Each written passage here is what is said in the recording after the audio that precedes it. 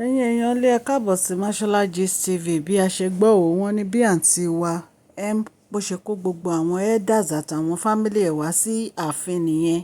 Ṣé mọ̀ ipá sọ fún yín pé ó gba Òṣogbo lọ, ó lọ embarrass ìyàwó tuntun tí kábíyèsí tí wọ́n fẹ́fẹ́ tí wọ́n fún ní Ọ̀jájá ní Òṣogbo, èyí tí wọ́n open.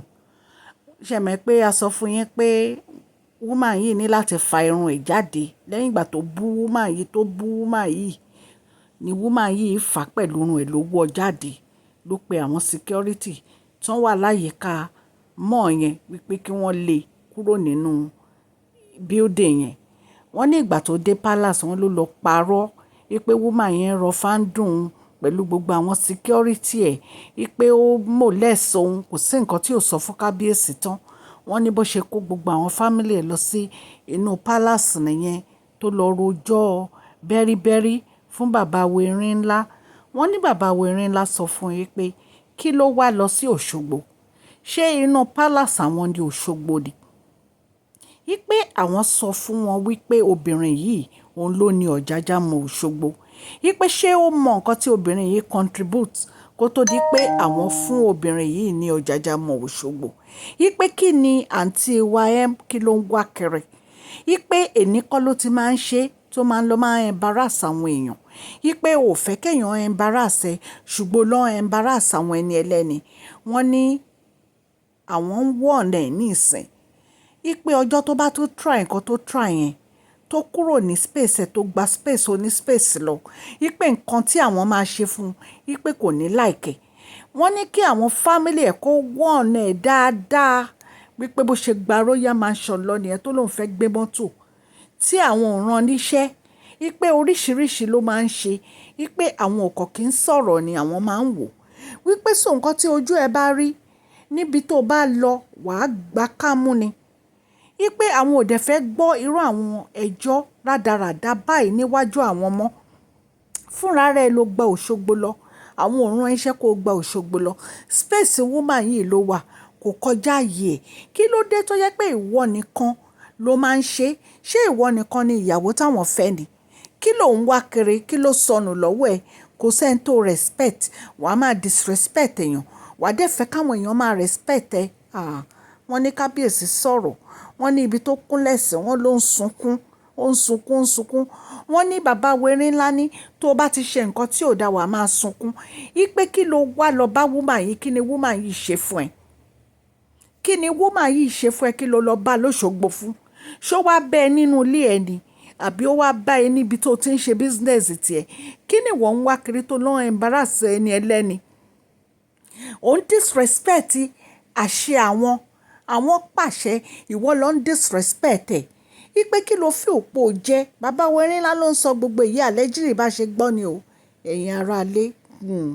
Ẹ̀rí pàǹtí wa ń ṣe bẹbẹ. Àǹtí wa ń ṣe bẹbẹ. Ṣé mọ̀ ipá sọ fún yín pé bí àǹtí wa ṣe jí láàárọ̀ kùtùkùtù nìyẹn tó gba royal mansion lọ tó lọ bá Queen Naomi pé àwọn fẹ́ gbé mọ́tò. Wọ́n dẹ̀ ní pé bó ṣe ń pe kábíyèsí, fóònù kábíyèsí ò lọ for 3 hours. Ọlọ́run ló mọ nǹkan tó ń ṣe sí fóònù bàbá wẹ̀rin ńlá. Àwọn olórí yìí they can do undo. They can do and undo. A lè trust wọn rárá. Queen Naomi ti mọ̀ nǹkan tó ń ṣẹlẹ̀. Queen Naomi lọ bá Queen Naomi sọ̀rọ̀ pé kí ló ń wá. Wọ́n nígbà tí Queen Naomi ń sọ̀rọ̀ báyìí wọ́n ní ṣe ló dàbí ẹni pàrà ń sán. Àǹtí wa ń gbọ̀n ní báàgì ẹ̀ jábọ́ gbàwó náà wọ́ dénú mọ́tò. Àwọn driver ẹ̀ tó ń jọ wá. Wọ́n náà wọ́ dénú mọ́tò ni. Nǹkan tó ń wá kiri kò yé mi. Ìwọ yìí náà ló máa gba Àkúrẹ́ lọ. Ìwọ yìí náà ló máa gb'Òṣogbo lọ. Ló máa embarrass ara ẹ̀ kiri. Ṣé Queen Naomi ráyè tìyín ṣá? Ṣọ́ ráyè tìyín? Queen Naomi tó yẹ pé wọ́n ti pa yín tí wọ́n ń wò yín ibi tí ọ̀rọ̀ yín máa já sí. Wọ́n wá fẹ́ ìyàwó léwọ, ara ẹ wá ń gbóná. Ò lè stand ẹ̀. Ṣé bí bẹ́yìn náà ṣe wá nìyẹn tẹ́ wá gbọ́kọ Queen Naomi? Ẹ̀yin náà máa gba breakfast ni. Wọ́n máa serve yín ní breakfast ni every time. Ẹ ṣe bẹ̀rẹ̀ sí gbá ìyàwó ni. Ìyàwó tẹ́ máa gbà pọ̀ gan o. Wọ́n ń ṣe kékeré. Ẹ̀yin náà ẹ wo woman yẹn. Ẹni tó ga báyẹn ó fẹ́ lọ máa sọ̀rọ̀ sí anyhow. ṣòro pé gbogbo àwọn obìnrin tó bá ń dákẹ́ ṣòro pé wọn ò ní làákàyè àní àbí wọ́n stupid. Èèyàn ga báyẹn ìwọ wá lọ ń bá ó lọ ń bú wọn ló bú woman yẹn ó blast woman yẹn dáadáa nínú ṣọ́ọ̀pù ẹ̀ pé woman yẹn ò sọ̀rọ̀ woman yẹn dákẹ́ òun wòran pé ìgbà tí woman yẹn dìde báyìí ó fà á pẹ̀lú orun ó wọ jáde ni. Ẹni tó ga báyẹn ló fẹ́ lọ máa bùgá mọ́. Ẹyẹ èèyàn lé ó lágbára o. Àfi k'Ọlọ́run ṣàánú àǹtí wa M o. Owú jíjẹ àǹtí wa M ti pọ̀ jù. O ò fẹ́ gbàyàwó ṣùgbọ́n ìwọ fẹ́ fẹ́ ọkọ ọlọ́kọ. Àbí kábíyèsí ò níyàwó kó tó wá nu palace. Kábíyèsí níyàwó. So ìwọ náà máa gbàyàwó ni.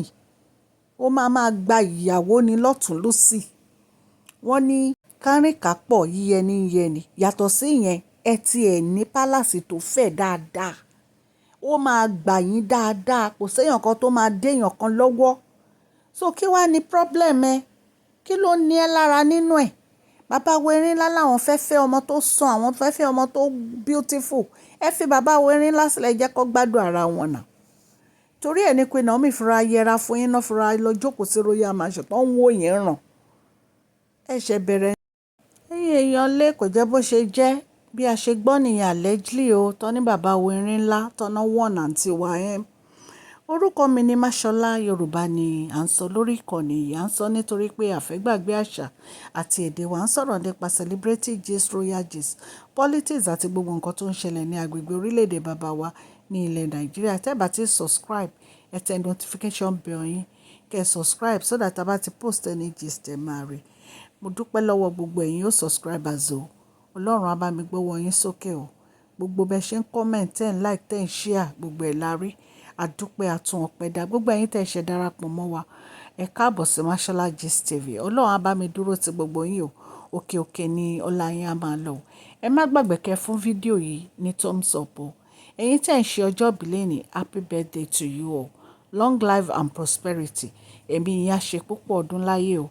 Please share this video, like and subscribe. God bless you.